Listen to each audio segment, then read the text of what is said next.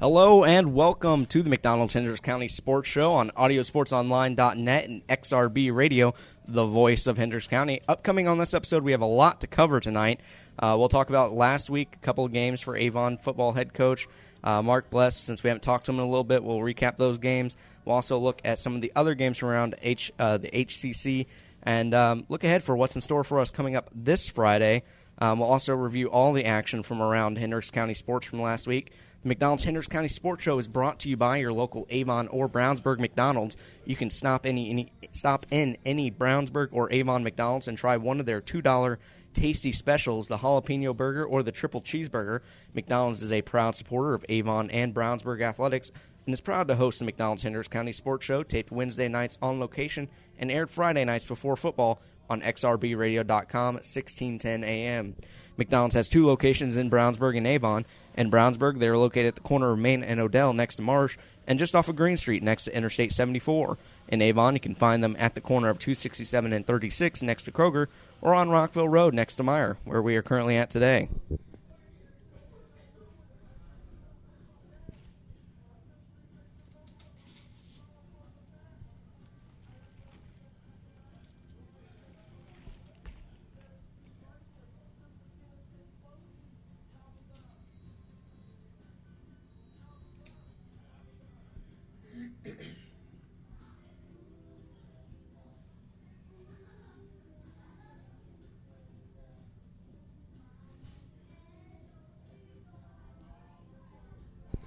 Today is Wednesday, September 3rd, 2014, from the Rockville Road location, McDonald's in Avon. This is the Hendricks County Sports Show. I'm your host, J.P. Sinclair, and I'm joined by Avon head football coach Mark Bless.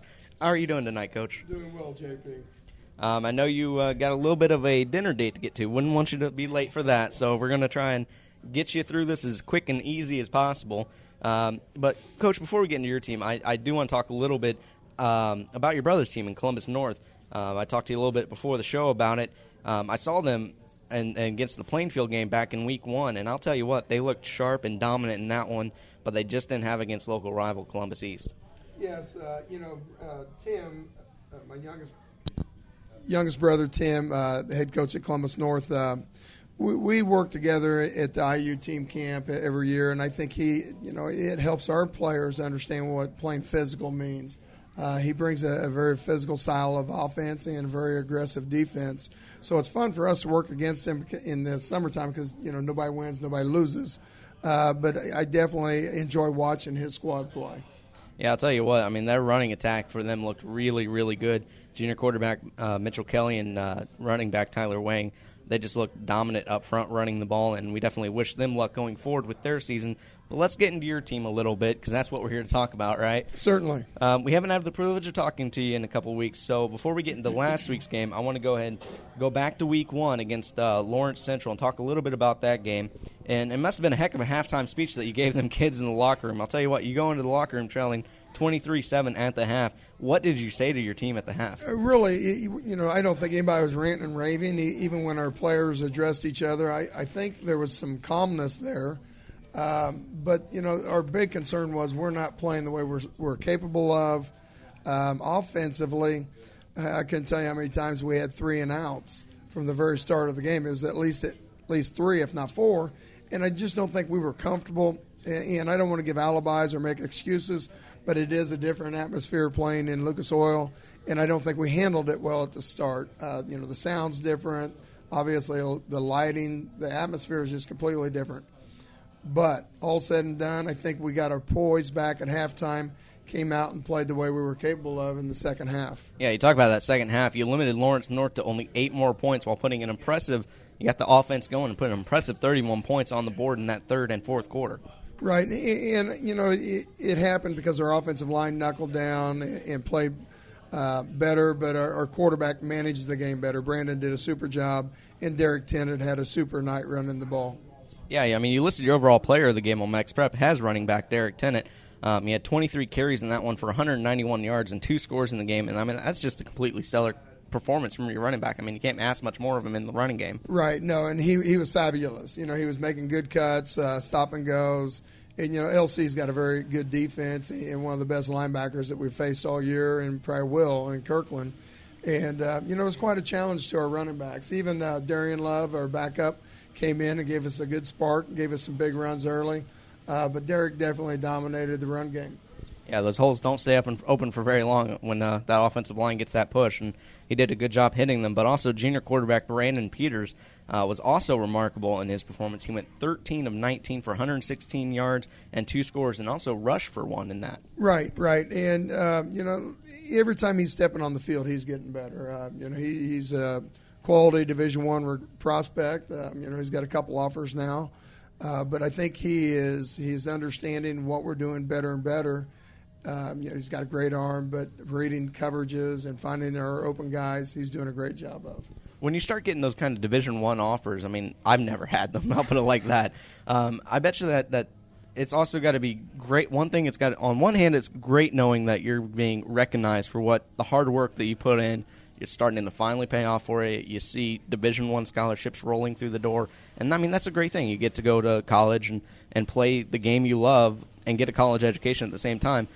But on the other hand, it's also kind of got to be nerve-wracking because you got to keep up that performance. Right. And it can be somewhat of a distraction. Right now it's kind of the calm before the storm.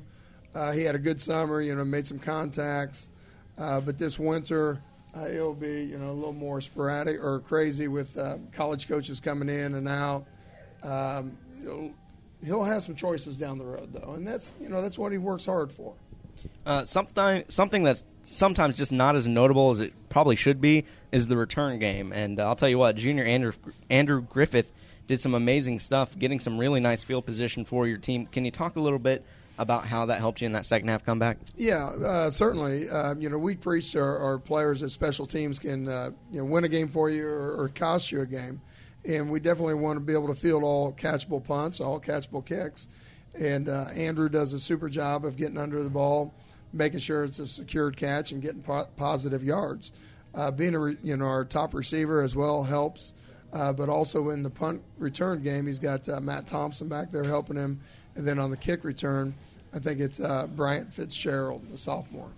Well, let's go ahead and, after that big win against Lawrence North, you had to go out and face the number 1 ranked team in the state and one of the top-ranked teams in the country, and probably didn't get the outcome you would have liked against some very stout competition in Ben Davis. No, you're right.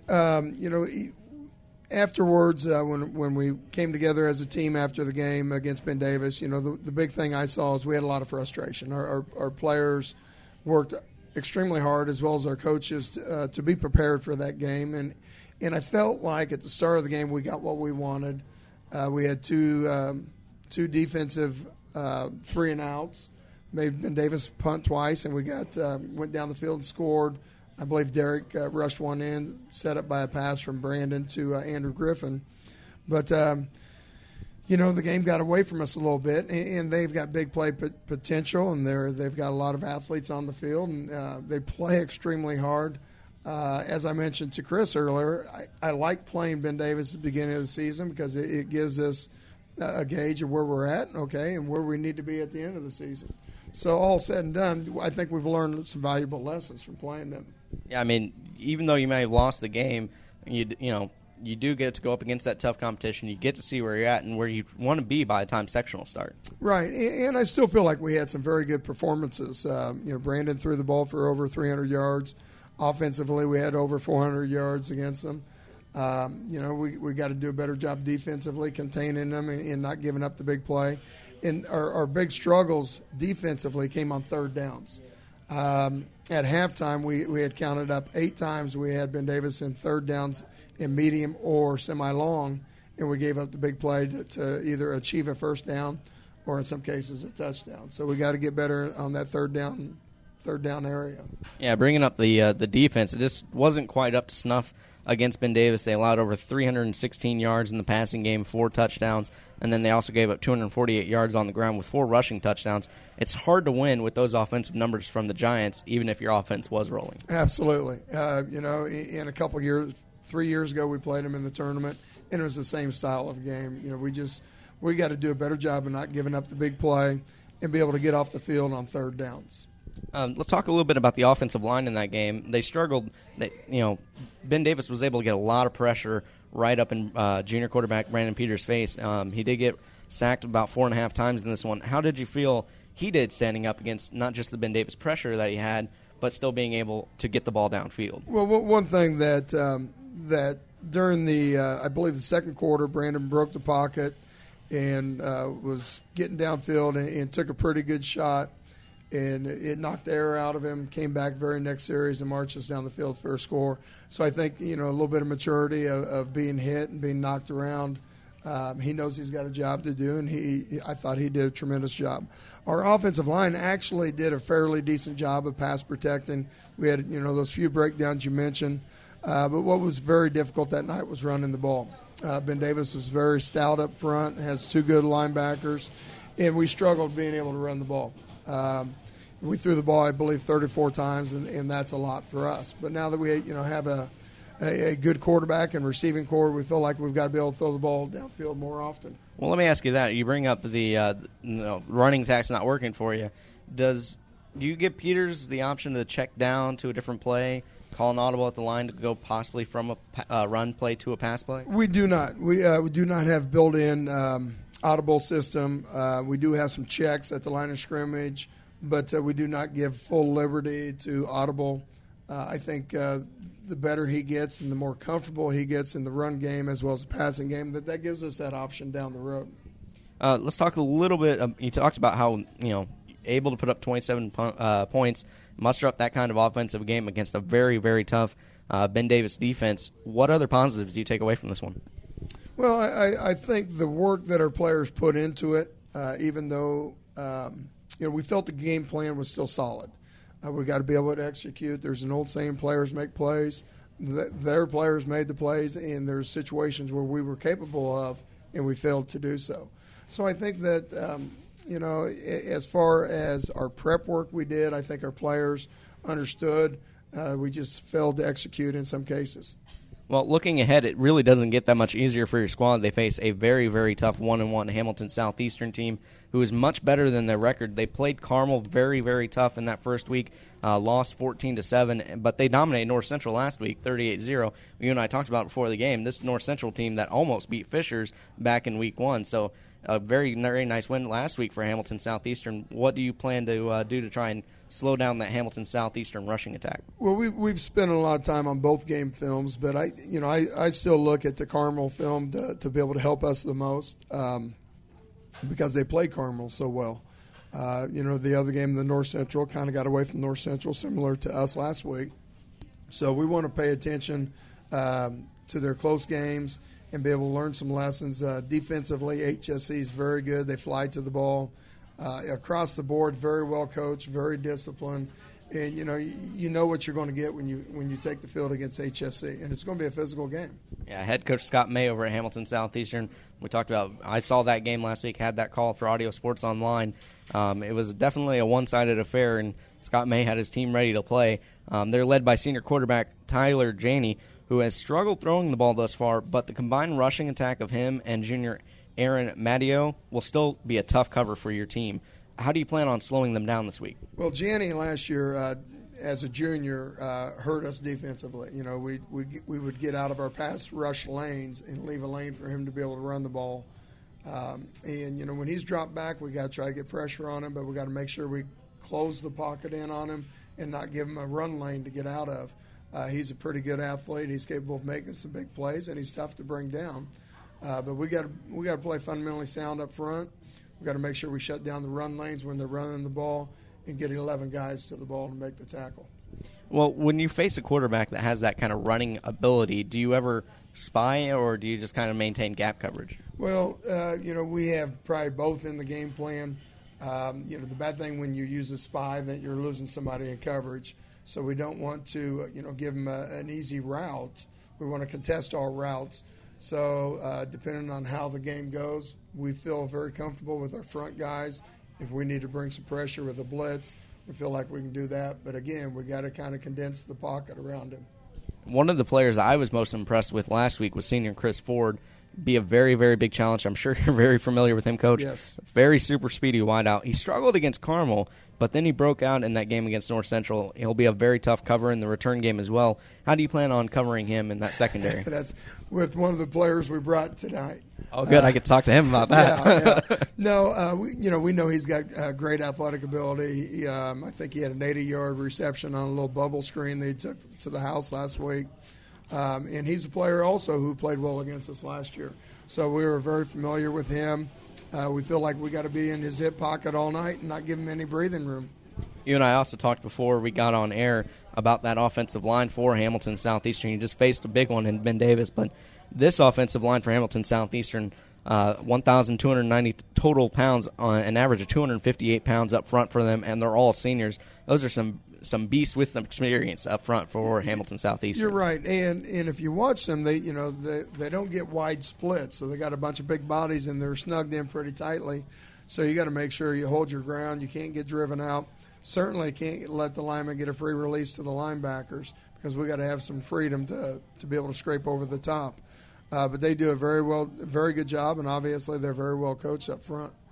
Well, Coach, wish you the best of luck this week against Hamilton Southeastern. We do have one more question from the audience.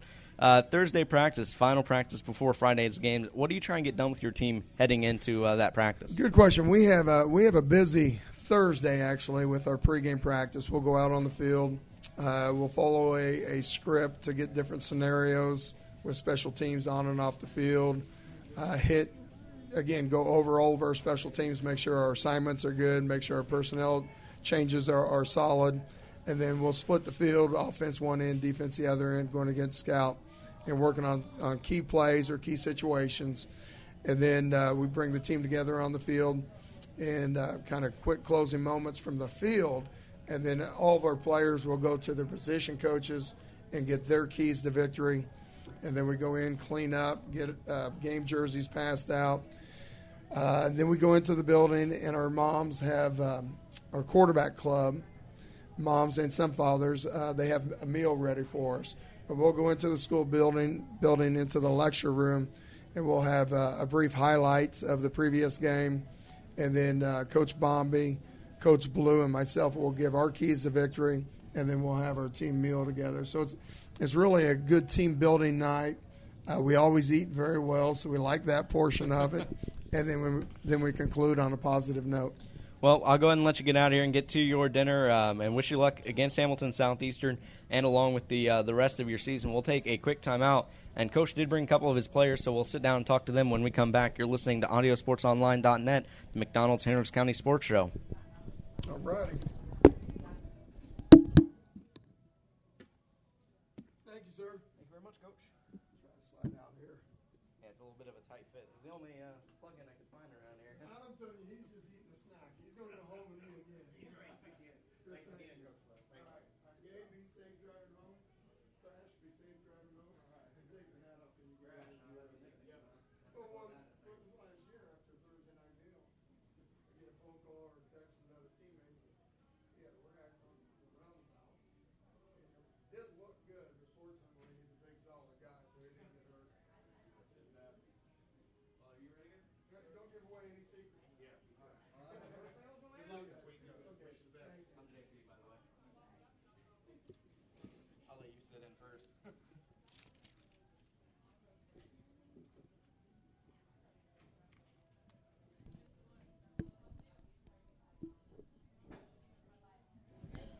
Welcome back. This is the McDonald's Hendricks County Sports Show on AudioSportsOnline.net, brought to you by your local Brownsburg Avon McDonald's.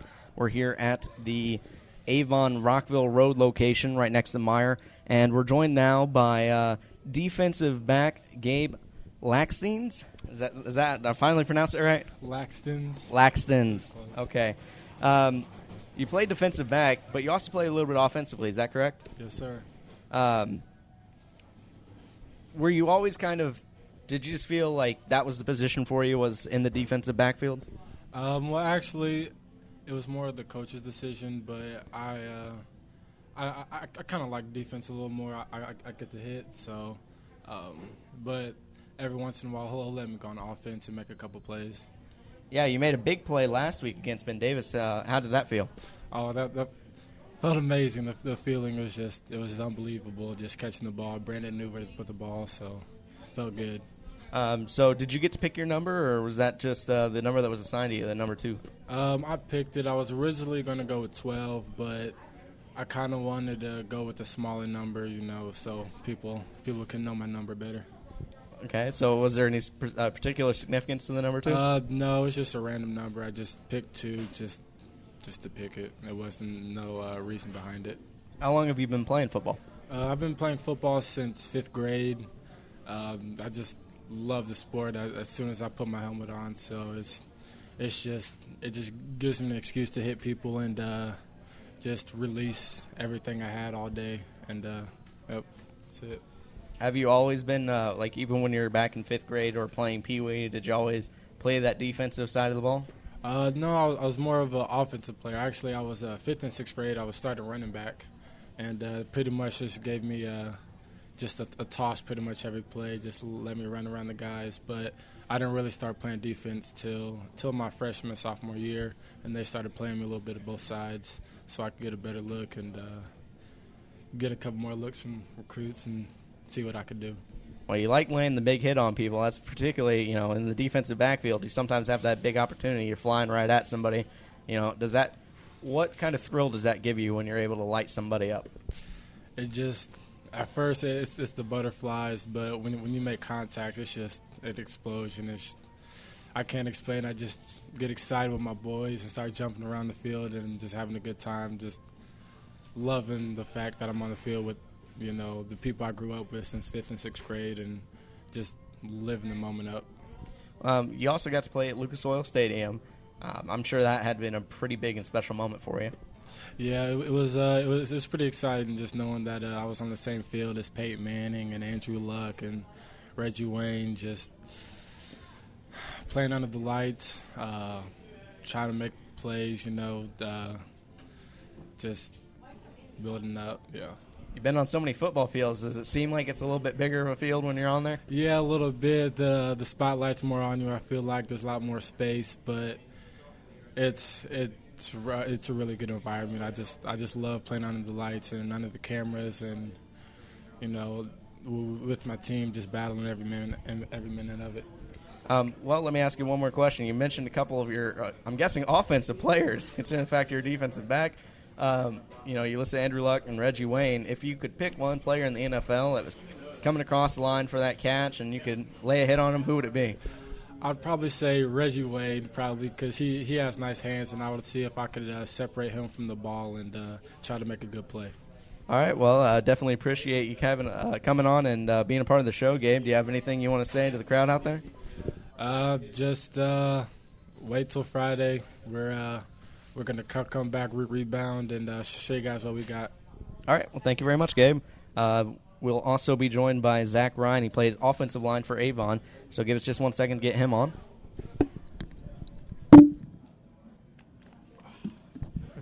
Thanks. Thank you.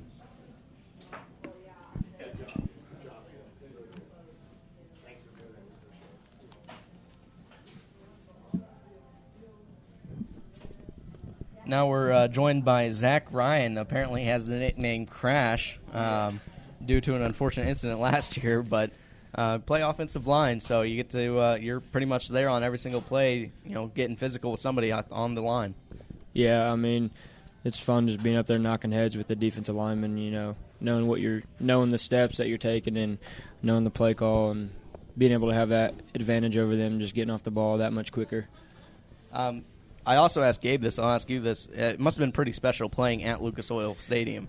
Yeah, it was a blessing, really. I mean, throughout the summer we didn't know if we were going to have a game there, and senior year, it was just a special treat for us all. It's like a once in a lifetime thing, being out there in that big stadium that the guys you look up to, the Colts players, playing on their field, and in that big of a environment. It's pretty bone chilling. Now, I assume you've been playing football for a while. When you step out on that field, it's the same field in all sizes, but did it feel bigger? Yeah, it felt a lot bigger. I mean, you just look up your surroundings and everybody there, and you're just like, whoa. Whoa. Yeah, yeah. Do you have a favorite player, offensive lineman or otherwise, in the NFL? Not necessarily. I watch all aspects of football, but when I watch, I try to focus on the linemen. No lineman in particular.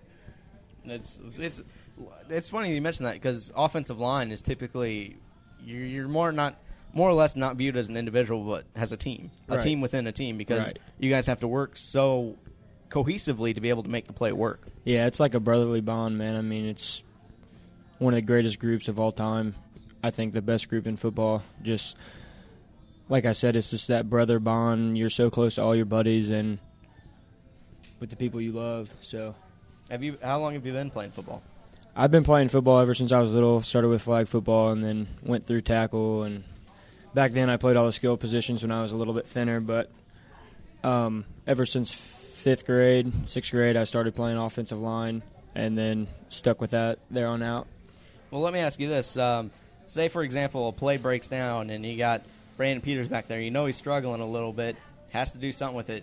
When you're going up the field to possibly block for him a little bit more after you shed your first, you get that first blocker away, you're up in the linebacker core now. How does that feel when you be able to get that next hit and try and spring your quarterback or running back for that matter? It's awesome knowing that you can get to the second level and make a key block on one of those faster guys or stronger guys and have that extra push for a first down, maybe even a touchdown.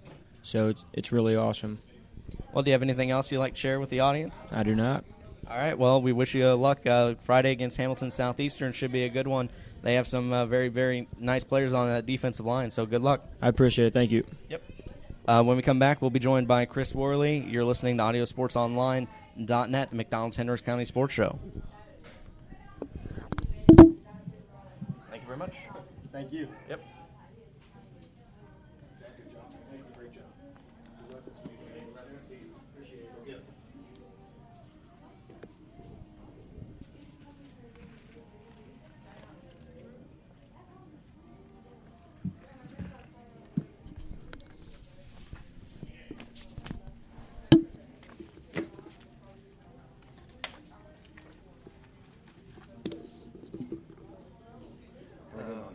We're at 27.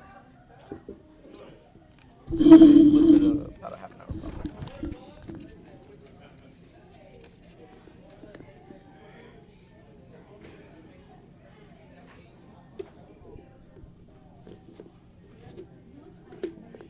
Welcome back. This is the McDonald's Hendricks County Sports Show on AudioSportsOnline.net, brought to you by your local Brownsburg or Avon McDonald's. You can stop in any Brownsburg or Avon McDonald's and try one of their $2 tasty specials, the jalapeno burger, which is probably a little bit hot, Yep. and the triple cheeseburger, which definitely sounds good. McDonald's is a proud supporter of Avon and Brownsburg athletics and is proud to host the McDonald's Hendricks County Sports Show, taped Wednesday nights on location like we are tonight, and aired Friday nights before football on xrbradio.com, 1610 a.m. McDonald's has two locations in Brownsburg and Avon. In Brownsburg, they are located at the corner of Main and Odell next to Marsh, and just off of Green Street next to Interstate 74. In Avon, you can find them at the corner of 267 and 36 next to Kroger, or on Rockville Road next to Meyer, where we're currently at today. I'm joined now by my esteemed colleague, Chris Worley. How are you doing tonight, Chris? Yes, doing good. Good. Thank you, JP. I'm continually amazed and astounded by just the class quality acts of some of these Avon athletes. We've had a lot of them on in the show, at least from my tenure. Talked to a couple of the basketball players last year, and now this is the second week of football in a row, and we've got to meet three different players, all with great heads and Sure. just good knowledge about what's going on and where they're at in life. Sure, and we want to thank Coach Bless for bringing players like that. But, tonight in Gabe Laxton's and Zach Ryan, that I've told you before, and I think you agree, that's probably my favorite part of the show is we get to meet these outstanding young men. And there's two of them again, seniors, and, they're really dedicated to football and Avon football and what they do, and just fine young men. It's impressive. You hear a lot about kids getting in trouble these days. You got these kids, and, we'll hear from some Brownsburg players too, but they're dedicating themselves to playing high school sports and football, and they're out there every night working hard, and they have to get their classroom work done or else they don't play, either. Yeah, so definitely appreciate them coming on. But let's go ahead and talk a little bit. Last week we started a little bit of a pick'em challenge, which was I thought that was pretty fun. Let's go ahead and talk a little bit about our picks from last week. in our own little pick'em challenge. In last week's games, I picked Pike over Fishers. Yes. You had Ben Davis over Avon, and lastly, I picked Southport over Westfield. Pike did inch out the win against Fishers, 26-22, so that was one for me. You had Ben Davis over Avon, and you won that one in a little bit of a dominant fashion. I know you picked your head over heart on that one. I remember that. From last week. That was tough, but Ben Davis, they're so impressive on offense. And then it came down to Southport and Westfield, which Southport won 37-26. So in our first week of pick'ems, I'm now leading Chris 2-1. Yeah. And I do have some new pick'ems for us this week. I see that. In this week's 3 feature games is what I'm calling them. We have the Love Hamilton Southeastern versus Avon game. Certainly a feature game. And I'm going to let you pick first. Okay, this is tough. Both teams 1-1 right now. The last time they met, of course, last year, Hamilton Southeastern got them big, 28-7. This is at Avon, I know.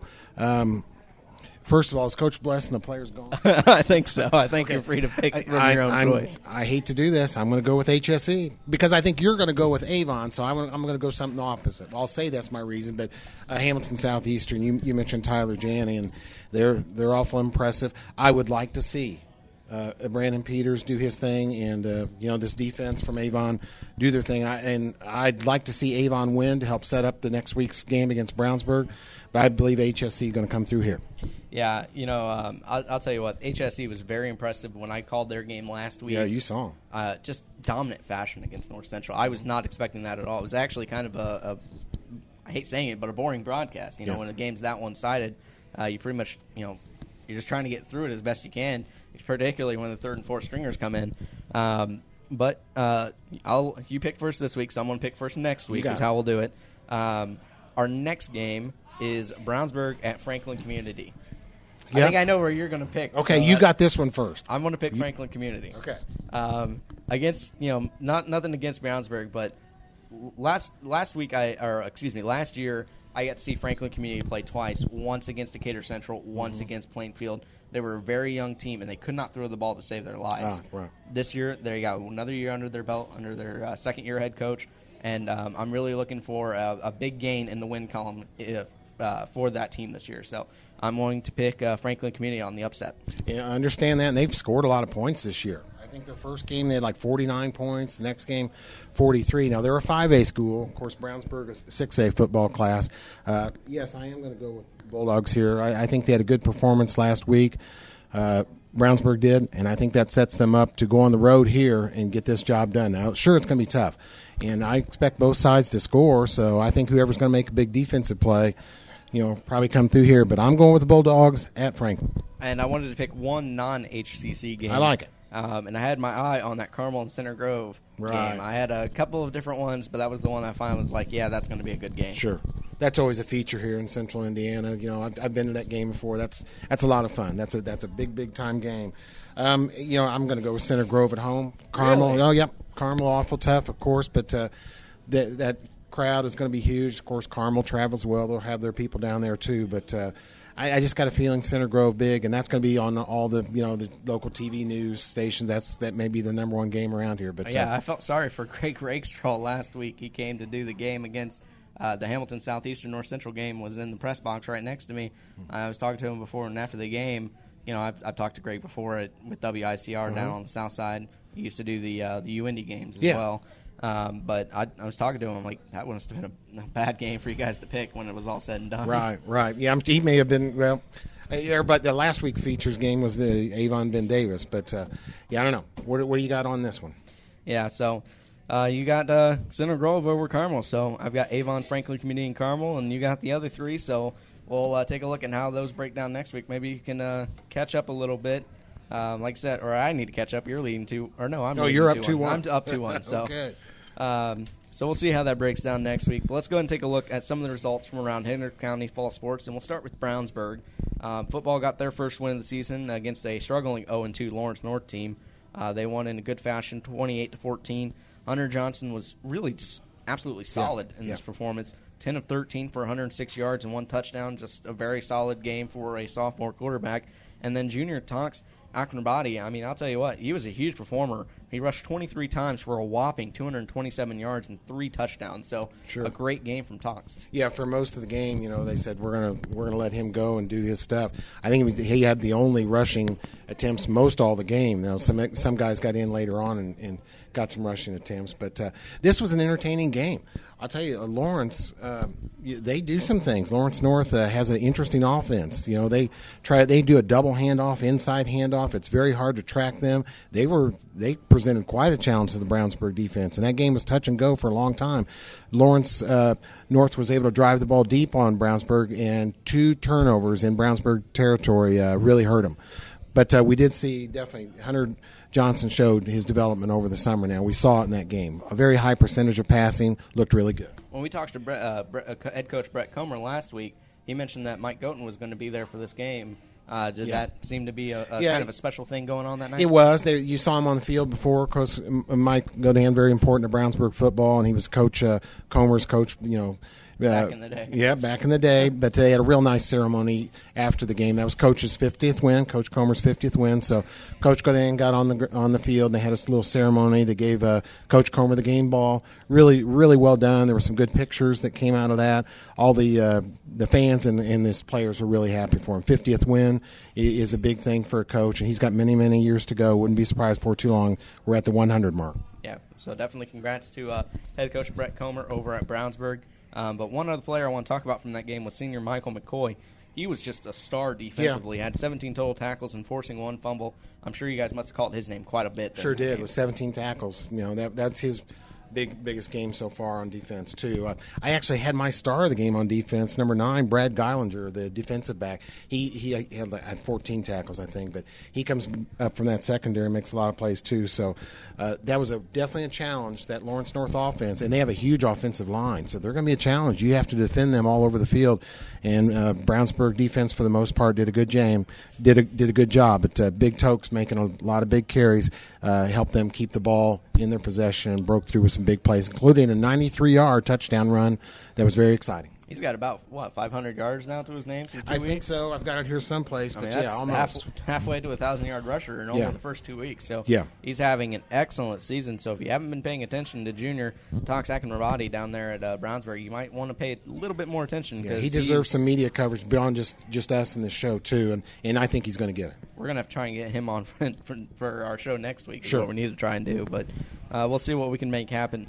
The boys cross country was in action at the Hendricks County Invitational at Tri-West last night. We'll have results from that competition next week. The girls cross country team continued to display a little bit of advancement that they've been working towards all summer, as they once again put up their best times ever last Saturday at the Noblesville Hokum-Karam relay. Senior Cassidy Brown and freshman Sydney Montgomery both trimmed their mile times down to about 5:53, which is an excellent 5:53, great time in cross country. Julia Popenfoos and Brooke Uren teamed up with them to medal in places 10 and 13th out of the over 50 pairs. So a very, very nice times all around from the girls over at Brownsburg Cross Country. Yeah, in that Hendricks County tournament, I don't have exact results, but I know Avon, both boys and girls, did really well. I think they captured the title in both those in that event last night, JP. Well, I can definitely pull that up. But let's go ahead and talk a little bit about their next, as we talked about, will be in action last night against the Hendricks County tourney. So we'll have results from that next week. Thursday night, the lady golfers were back in action after a really stormy start to the week. It was back and forth last week with the storms. We had some weather. Wasn't sure what it was ever going to make up its mind to do. Some days it was just going to be hot and humid, and other days it was apparently just going to rain. But they were able to do a 3-way match against Westfield and Zionsville. The Lady Bulldogs held their own, and they finished with a great score of 175 as a team. Westfield led the way, though, with a 165, and Zionsville scored a 170. So they did finish third, but 175 still not a good mark. Still a very good mark. Yeah, sure. Compared to the other two scores. Yep. Golf goes on, and I think they have just 2 or 3 more weeks. They get started early before school starts. Right. Yeah. So they only have a few more weeks here, and then it'll be tournament time for high school golf. Yeah.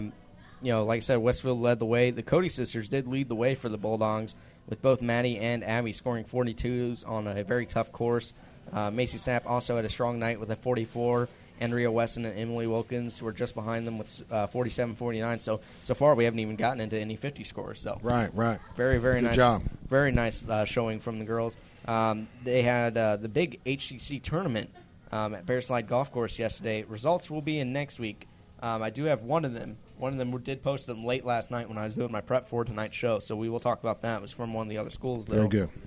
The boys' varsity team traveled to Lafayette on Saturday, their tennis team, for a doubleheader. Yeah. So Against McCutcheon first. that's a very, very big full day of tennis. It is. In the morning match, as you said, the Bulldogs defeated McCutcheon 4-1. The singles trio of Sam Peterson, Greg Fulling, and Mason Lovett won all the single points in basically straight sets. So it was a very, very solid outing for them in that first game. The number one doubles team of Jake Smith and Mason Wittes also had a straight set victory to bring them in the fourth point to win the match 4-1 as a team. Yeah. So very, very nice showing from them in the first game. But in the afternoon match against Harrison, the Bulldogs lost a really, really tough one, 3-2.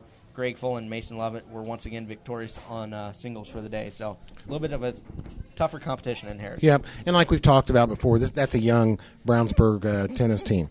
Very few seniors on that team, so they're being led by sophomore and juniors and battling it out up there at Harrison in some hot weather.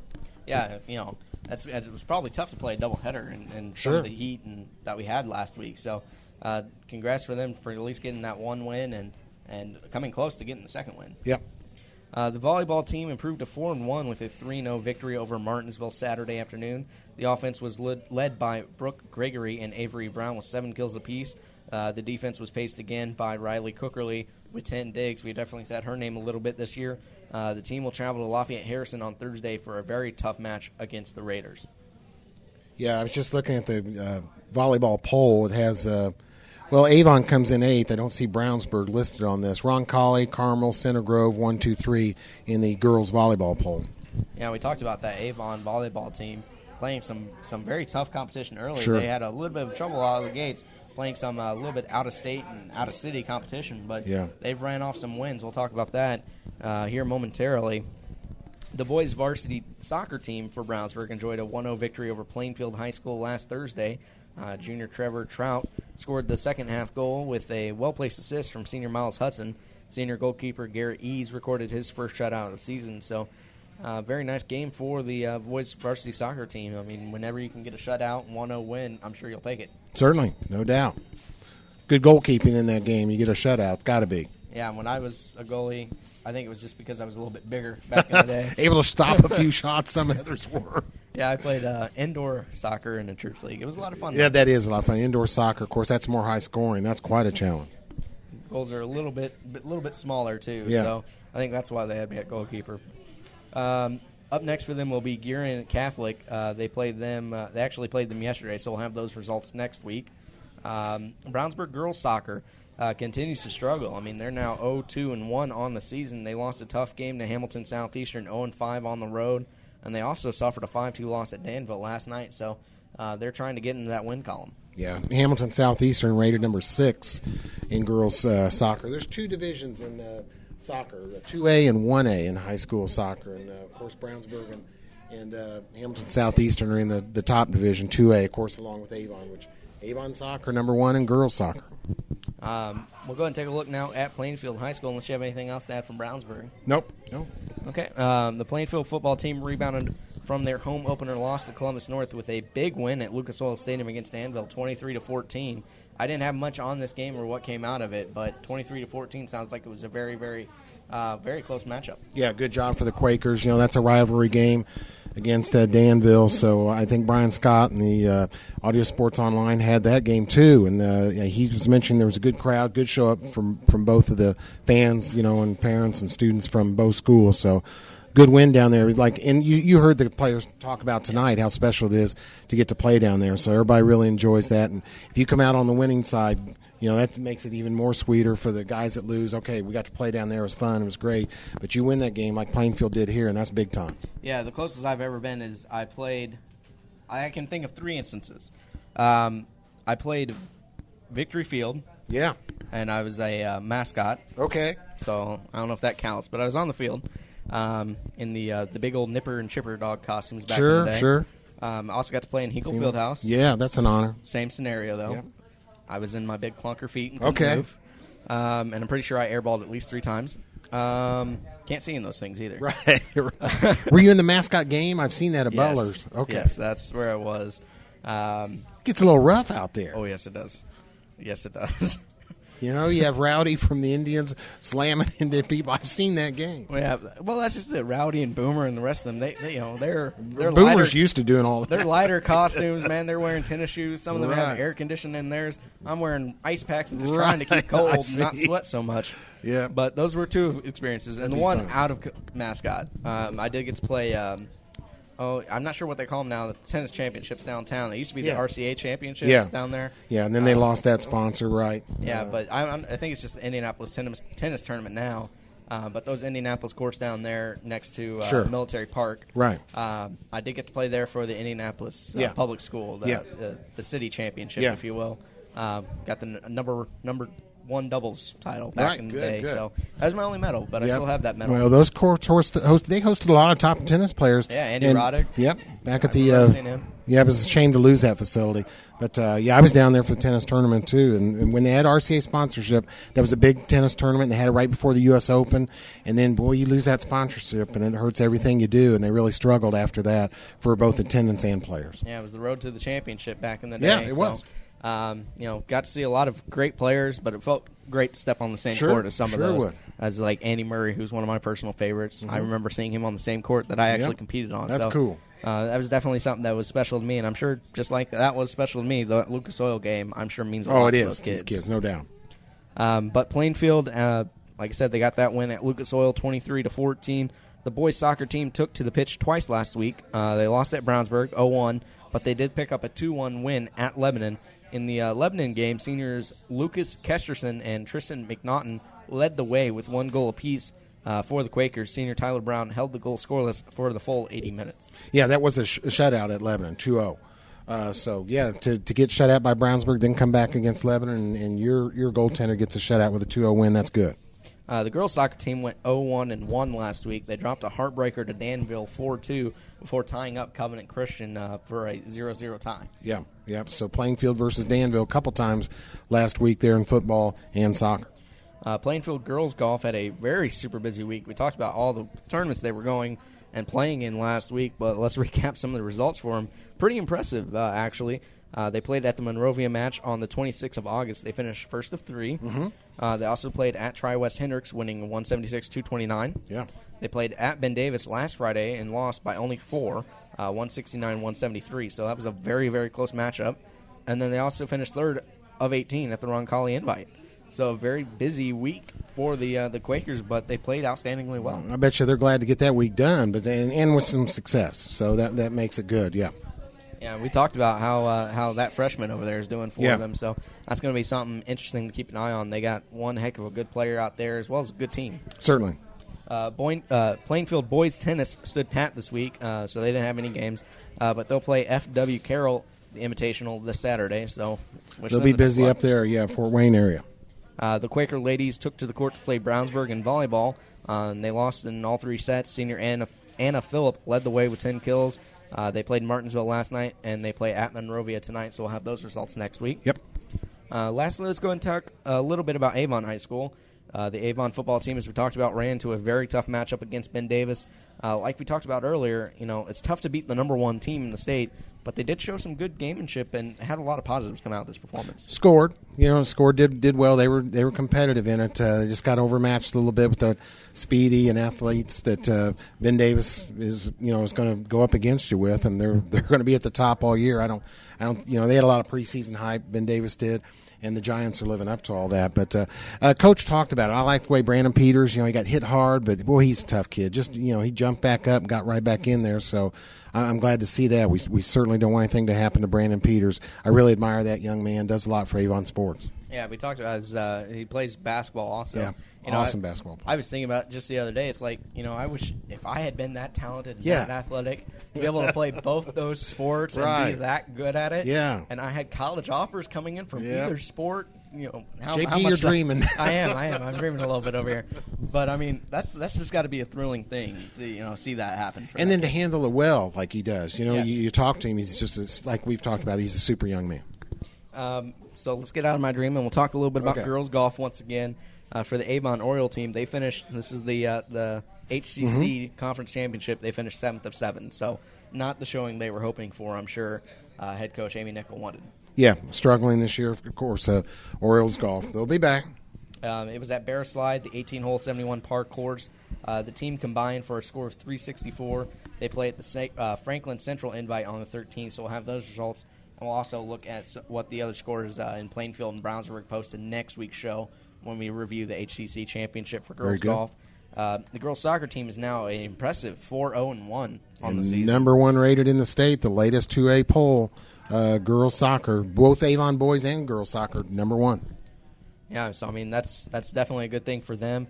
They had a very nice week. They tied Noblesville 0-0. That was their one bad thing so far on the entire season for them. But they won the rest of the week, 2-0 against North Central and 2-1 at Center Grove. And I mean those are some impressive competition right there. Sure is. That's tough. They play at the Franklin Central Invite on the 13th. They are playing Hamilton Southeastern tonight. So that's what the girls soccer team is doing. The boys soccer team, as you talked about, number 1 in the AP poll, undefeated on the season. They won against Noblesville 4-0, and then they dominated. You don't get to say this very much. They dominated Ben Davis 7-1. Yeah. And then they also shut out Cardinal Ritter 4-0. Wow, very impressive. That's baseball score almost. You don't see that very often in soccer. No, it didn't, and that shows why they're number 1. They're shutting out people and scoring a lot of goals. They face Hamilton Southeastern tonight as well. Boys tennis continues to roll for Avon, who are now an impressive 5-0 on the season, following a 5-0 win at Brownsburg. They also finished second at the Jasper Invitational. So, Avon sports are really, really high right now. Outstanding. Here we go again. They had a good year last year and rolling again this year.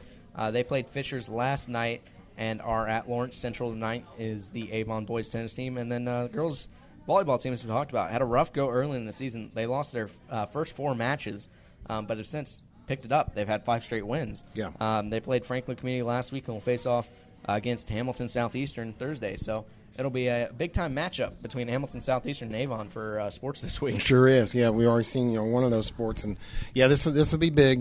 Big week again here in football. We're already in week 3, so it goes a lot faster than you think. But we want to thank Coach Bless here for giving us a preview of that game. So Avon sports doing well here this week.